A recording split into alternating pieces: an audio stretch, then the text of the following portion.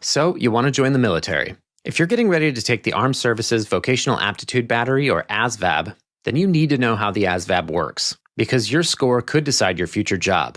Actually, there are a few different scores for this one test, so stick with me and I'll explain it all. Welcome to the U.S. Military Test Prep channel by Study.com. My name is Matt, and I'm a U.S. Army vet and an ASVAB test prep expert. In today's video, I'm going to cover everything that you need to know about understanding your scores on the ASVAB if you're looking to enlist in the U.S. military. I'll also explain how those numbers translate into your job and which sections you should focus on based on your goals. Let's get started by breaking down the scoring system and how you can qualify for your dream job.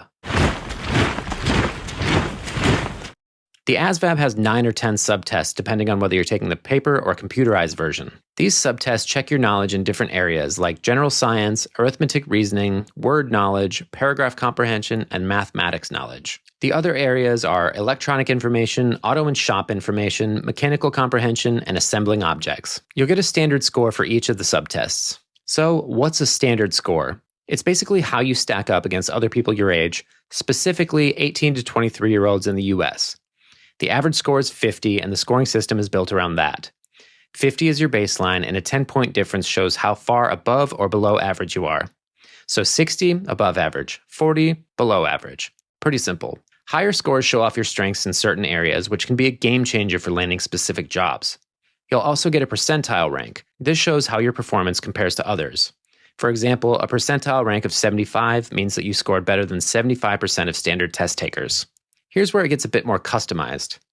Once you're eligible to enlist, the military will use your ASVAB scores to determine what kind of job you're best suited for within the service. These jobs are determined using composite scores, also called line scores. These are created by combining your standard scores from various subtests that are relevant to specific military jobs. Each branch has its own way of combining subtest scores into composite scores.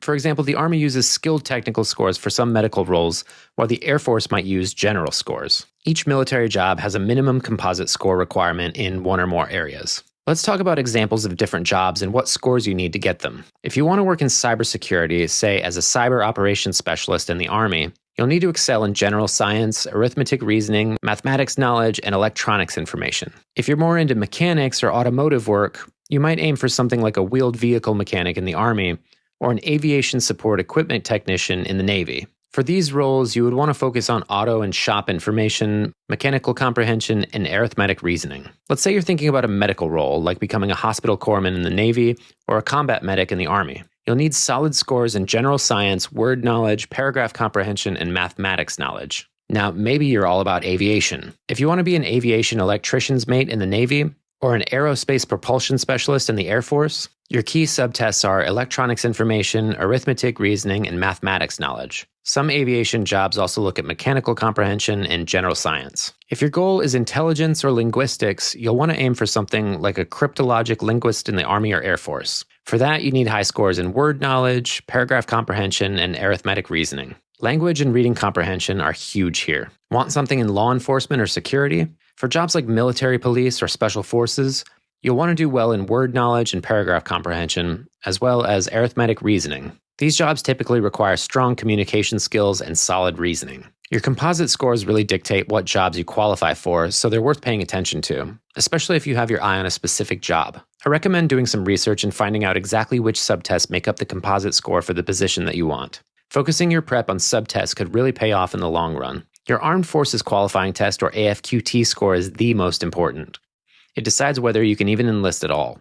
Each branch sets its own minimum score, so you have to clear that bar to move forward. The AFQT comes from a combination of your scores on 4 key subtests. These subtests include arithmetic reasoning, which has basic math and word problems, and mathematics knowledge, which include a variety of math concepts. The other 2 subtests are word knowledge, which tests vocabulary and word meanings, and paragraph comprehension, which measures how well you can understand written materials. Your AFQT score is a percentile ranking, meaning that if you score a 60, you did better than 60% of standard test takers. Each military branch has its own standards. Let's talk numbers and take a closer look at the minimum AFQT score you need to enlist in each branch of the military. So this is the way it works. A high school diploma or GED is required to qualify for any branch of the military. The required score varies based on which credential you have. If you've earned a GED instead of a high school diploma, you'll need to have a minimum AFQT score of 50 for all the branches. With a high school diploma, you'll need a minimum score of 31 for the Air Force, Marines, Navy, and Army. The Coast Guard requires a minimum score of 32. If your AFQT score is higher than minimum, that's great. This opens up additional job options, potentially more career growth, and maybe even some bonuses. Once you get your ASVAB results, you'll see 3 key things: your standard scores, composite or line scores, and your AFQT score. Let's quickly review what these mean and why they matter. Your standard scores tell you how you did on each subtest. The composite or line scores decide which military jobs you qualify for. And the big one, your AFQT score, tells you if you're eligible to enlist. Don't stress if your scores aren't where you want them to be yet. I'm here to give you some steps that you can take to improve your scores and better position yourself for your dream military job.